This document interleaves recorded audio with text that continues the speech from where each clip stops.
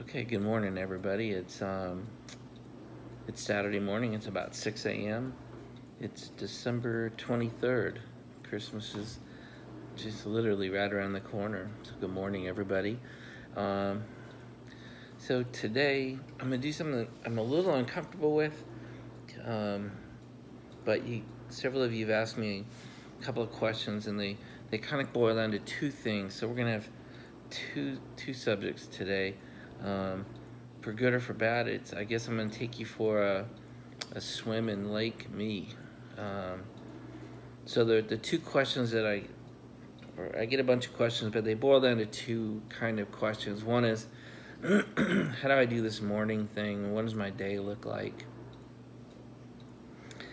And then the other one is kind of my origin story. You guys are asking about how did I get here, and what were some of the decision points along my life. So I'm gonna try and do both of those in one video. Boy, as soon as you start talking about yourself, it sure does go quick. So I'll try not to bore the hell out of you. So the first thing is early mornings. So I've been an early morning guy since about 1980, and the reason is, I was a pretty serious runner back in the day, and we were probably running 100 miles a week, and that just requires 5 miles every morning. So I had to get up and run 5 miles before school every day. And when you do that for year after year, I did it for maybe 7, 8 years. It kind of just breeds that into you. And then as my career has come through the last 30 years, some of my clients are morning people. The type of clients I've migrated to really since the beginning of my career have been very operational, very mission oriented. And lots of times they're 6 a.m., 7 a.m. people. So, there are lots of times they would like you to be there by 7 in the morning, not getting up at 7, not starting your commute at 7, but being at work at 7 or even earlier. And I found that I rose in respect with my clients by being there. Sometimes I was there before them, and as I began to learn that, I realized that being there before them, when an operational person walks in and you're sitting there and you've made the coffee and your notes are ready and you've got your shit together for the day, that blows them away. So these guys who wear a uniform or carry a gun or a badge for a living, when you're there as a civilian, there's a sort of a lack of respect until you prove yourself. And so that was a big part of my origin. And then traffic. I've done work in most of the major cities in the U.S., and traffic is a big issue. So I would rather be an hour early than 10 minutes late. Cuckoo clock. It's a cheerful tone, isn't it? So anyway, between running, my clients, and traffic, it just caused me to be an early guy. Now it's just so inbred in me, I don't even think about it anymore. The other thing is I discovered I'm best in the morning. My energy level, I think we all have energy cycles throughout the day, and I am best. I am sharpest. I am most creative from early in the morning, maybe like 5 in the morning to 10 or 11. And then I am my worst from about 4 in the afternoon till about 7. And I can rebound after that. I can push through it if I need to. But that is, those are my high and low energy cycles. So I just try to, be awake and be ready and use it when I'm best.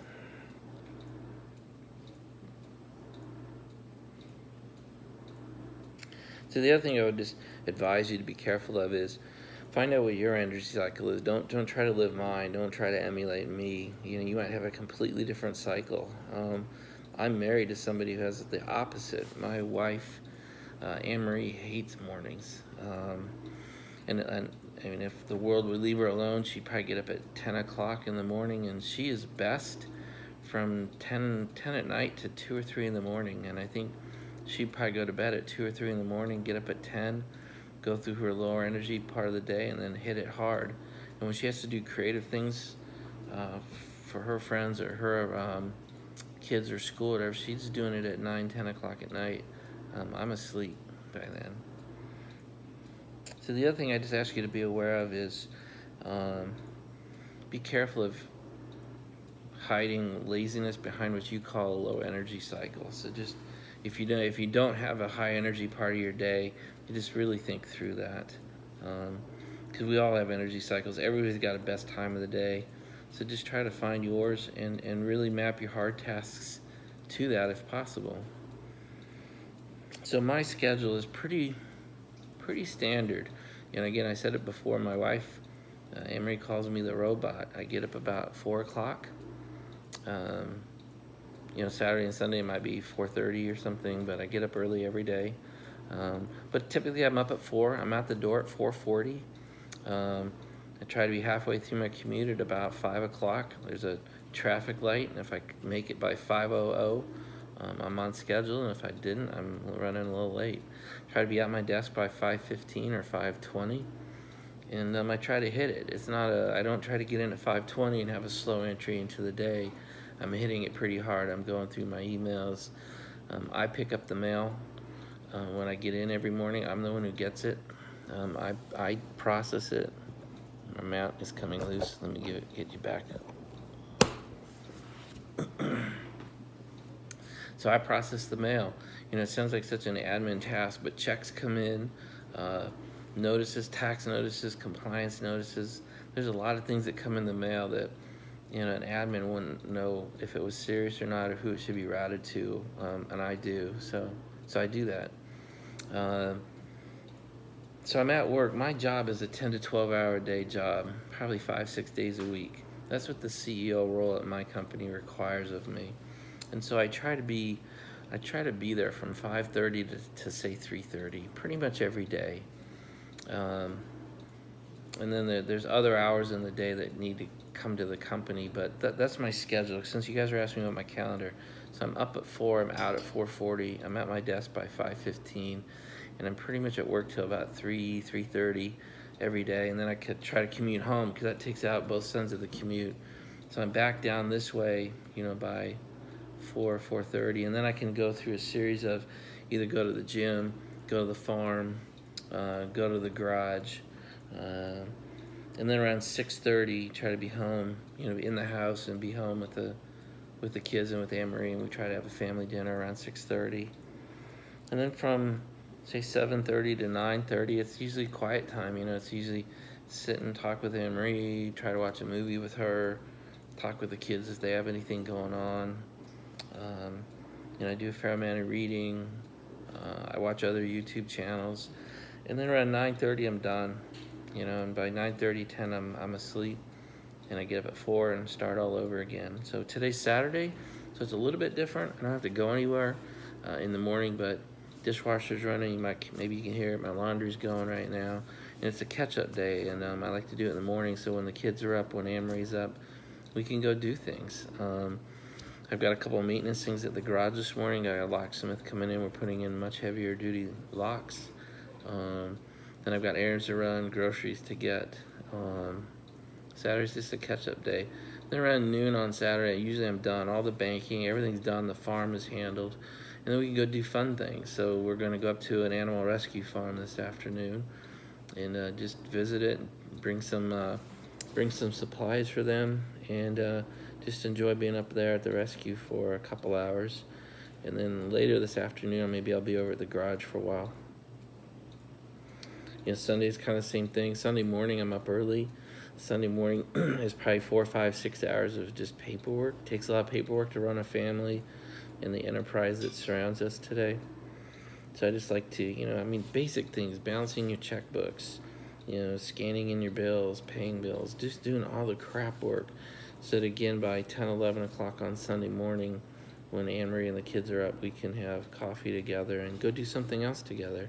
And then last time Sunday evening is we'll go out and have a family dinner out somewhere. And then Monday morning, 4 a.m., the whole thing starts over again. And I'd like to say it's really exciting, but it's a little bit robotic, and I kind of like it that way. So that's kind of what my day looks like. That's what my schedule looks like, and that's how I became a morning person. So I think I'm going to wrap up that. We're going to swim over to the other side of Lake Mead now, and we'll talk a little bit about my origin story.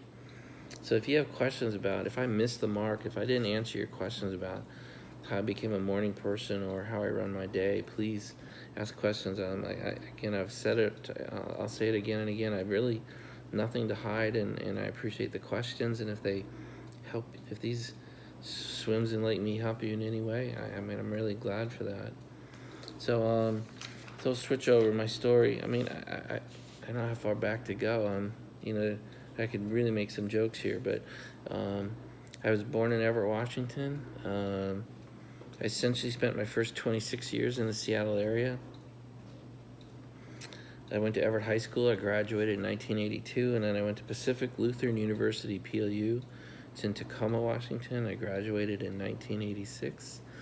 I had a Bachelor of Science in Computer Science, and I could have graduated in 3.5 years, but I didn't really want to. So the last semester, I was essentially done, but I had to take 4 classes to retain student status. So 3 of the classes mattered, and 1 I just threw in. I threw in an Econ 101, so I'm a second semester senior, and I'm taking Econ 101. And it was in those 4 months I realized I'd made what I thought at the time was a terrible mistake. I loved numbers. I loved business. I loved the whole business school and the whole discussions we had. And here I was graduating in a couple of weeks with with a technology degree. And so that was a watershed moment for me, and I always carried that with me. So that's one of those things. I think what you might be asking is, what are those big inflection points in my life? And that was one. Senior in college, graduating as a tech guy, but realized I had a love of money and business and the things that go around running a business. So in 1986, or really December of 85, I was hired right off my campus by MITRE. And so I had a job offer. It was formal. It was done. All I had to do was don't screw up. So had my last semester, I had my job. So, I don't know if that's lucky or prepared or what, and I worked for them in Boston for about a year, and then they were flying me back and forth to Seattle for a big Boeing project I was supporting. And one day I was sitting on a plane, and the guy next to me was very upset and couldn't read a few things and was looking at code. And over the course of the 6-hour flight, we were able to kind of figure some things out together, kind of solved his problem, and he offered me a job on the plane and said, come see me tomorrow. And so I went to work for Digital Equipment Corporation, which was second only to IBM in the world at the time, and it doesn't even exist today. But they sent me on a number of missions. I mean, I became what they called their troubled account representative. And so I got to go to the Atlantic Richfield or Cherry Point oil refinery. I got to help manage the pipelines that run down the west coast of the United States. I got to see how we manage our nuclear repository at Hill Air Force Base. It was amazing, the things I got to go see. Then one day they asked me to go up. They had a big problem on Elmendorf Air Force Base up in Anchorage, Alaska. And so I went up there for 4 months, and that's actually where I met Anne Marie. So I was from Seattle, she's from Maryland, and we met in Anchorage. And that was a watershed moment for me. It was a great account to work on. We ended up saving the account, and I met my life partner. We dated up there for 4 months. Then my rotation was done. I was moving back to Seattle. Then we got engaged, and she moved to Seattle with me. And for 3 years she lived with me in Seattle, but she was very unhappy about being so far away from her family. And so at some point, I just made the decision. I quit, and we moved her to here. We moved her to, literally here. The house we moved into at the time is just 2 miles from this house. The house she grew up in is 2 miles from this house. So we just realized we had a foundational element in the marriage, and it was either going to be go home to Maryland, or it wasn't going to work. So we quit everything, sold everything, and moved blind to here. And at that point, I worked 3 years for a management consulting company. It was KPMG, Pete Mark. So that was a watershed moment in 1991 to make the decision to move here. And I got a job right away and spent 3 years with Pete Marwick, and then my clients told me, the U.S. Army came to me and said, hey, we have another problem, another project, but we'd really like you to be the person leading it, but we really don't want it to be Pete Marwick. Would you consider leaving and starting your own? And so I said, yeah, hell yes. And so in September of '94, that's the origin of DHA. Army colonel asking me if I would do it. The next day I did it. He gave me a purchase order, and I jumped into that leap of faith. I had a 6-month purchase order. At the time, I thought it was all the money in the world. It was 6 months, like something like $50 or $60 an hour, and I couldn't wait. I jumped. Not everyone should jump on a 6-month task order, but I did. And that just really began the ascent of DHA. And I don't know if that was the universe paying me back for doing the right thing and moving here. I just don't know, but there it is. Amory was very good to me and said, hey, you gave up everything to bring me home. It's time to build a company, and you need room to do that. And so she was very good to me about long hours working from home, after all day being on the client site, weekends, proposals. And to this day, she's been nothing but great about being supportive for that. So at that point, so now DHA is created. It's September '94. I want to say April of '95. The FBI came to me and said that they had been watching a little bit, which is a little scary, but they would like to see me at headquarters. And I went up there, and they hired me on the spot to take care of some very troubling issues. And we've never gapped. We've been there since I think it was like April 4th, 1995. And we actually say in our proposals that we've been there now, what is that, 22, 23 years? And so that was another watershed event for me. The next one came, I was a one-man show, and maybe that's good for timeline here, but put a pause and say, I was a one-man show in September of 1994, and after a year or two, they said, gosh, can you find another person like you, but with more engineering skills? And I said, sure. And so I made my first hire in May of 1999. So that's September of '94 to May of '99 to grow to one. So, it's just, I just want to give you some perspective on time frame. And then really from 99 to 2007, so over those 8 years, we really grew we grew 1 or 2 a year. And we were about 18 people in the fall of 2007. And then another watershed moment occurred, and that was the FBI came to me and said that they would very much like me to bid a very large contract. It was valued at about $1 billion over 6 years. And I kind of thought they were joking. And but we went home, we worked 47 days in a row. The only day we took off was Christmas Day. And we submitted that proposal on January 8th of 2008, and we won it in March 17th, St. Patrick's Day, 2008. And we were one of 9 companies to win it, and we were the only one that are household names. And everyone was laughing at us at the kickoff meeting. But we began to chew away task orders, and over the course of the 5 years of that vehicle, we ended up being about 30% of the vehicle. And then we've won several new contract vehicles since then. So that was another watershed event. Winning that contract in March of 2008 really put us on the map. And then our use of that vehicle and our success on it, we were the #1 provider of all the companies on the vehicle. And then we've been able to parlay that now into other wins. We have a lot of past performance in my world. Past performance is everything. Staff quality is everything. The ability to be dependable and consistent is incredibly important to my clients, and we've become very good at that. So I guess another milestone event for me was I continue to work full time. I mean, in a client slot, and so, you know, all the way till July of 2009, and so I had two jobs. I talked a little bit about that yesterday. I had two jobs. I had to go serve my client for 8 or 10 hours a day, and then I went home and ran the company. He literally did the invoices. I had QuickBooks. You know, I was the accountant. I was the bookkeeper.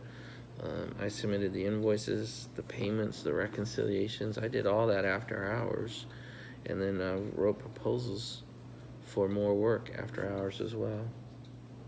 That changed in July of 2009. I was able to step away and explain to the FBI that due to the size of the company, I just could not serve them well.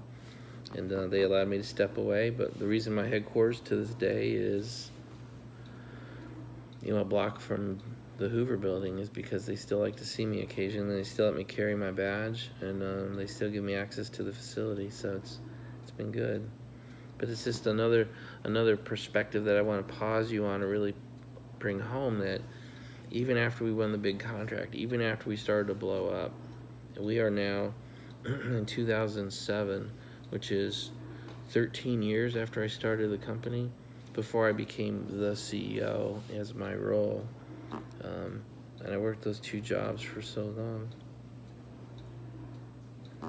So I guess some other things, I mean, in 2009 I stepped out.